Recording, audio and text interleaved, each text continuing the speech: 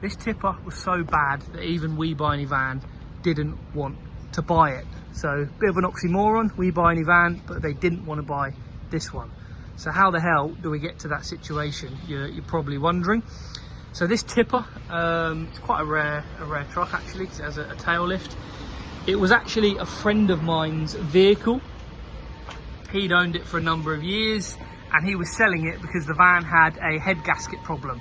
The coolant on it was slowly pressurizing. Webuyanycar offered about 3,300 for it online, so he went to an appointment, and they offered him that there and then. They didn't even inspect it. He welcomed any inspection, because the vehicle did run fine, but I think it was slowly losing water. He accepted their offer, and although they do say that you can pay extra to have the money paid straight away, on this occasion with him they said that they couldn't do that. They couldn't pay him straight away. It would be 3 to 5 working days. It is fairly standard procedure, but I'd never heard of it before with them not offering. You can normally pay extra, essentially lose more money, and they'll pay you straight away. I think it costs about £40 or £50 for what they call the express payment. So they didn't. He left the vehicle with them. He was waiting for the money to go into his account, and then very strangely, he got an email from them in a few days, which I will show you. Just gonna.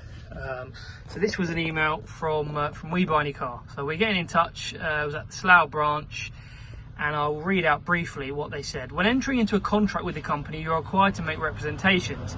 You have disclosed to us all matters which a prudent purchaser would want to know about.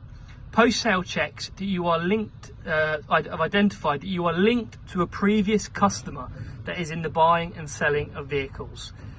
We have reasonable belief that you are selling us in the course of a business. So we'll just get it back up.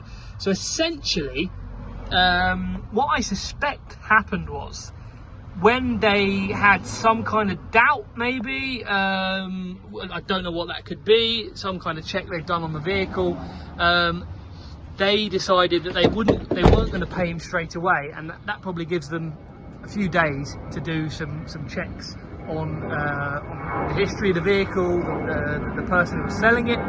I don't know how they did it. It was quite strange, but they identified that he was linked to me. It's actually quite strange in a way. I don't know if that's through social media or something else, but they identified a link between him and myself.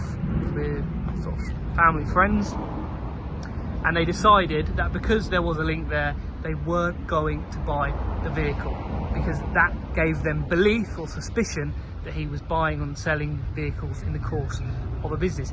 He actually wasn't. It actually was his own vehicle, but they decided on this occasion that if in doubt, to leave it out, and they didn't buy the vehicle from him. So he had to go and collect it after he got that email, and they never paid him. So what happened with the vehicle? Well, I actually bought it off of him. Obviously we're a van dealership, and I've got it all repaired. Spent a small fortune on it, having a new head gasket, new timing chain, and now it's all ready for sale.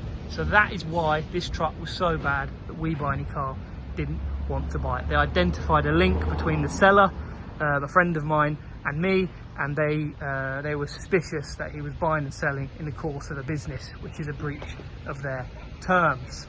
So that's why they didn't want to buy it. It's now for sale, now all done. So we've done everything the right way at Huntswood Van Centre. If you've liked the video, please give it a like, give it a subscribe. Do you think it's fair that they don't buy vehicles that are linked?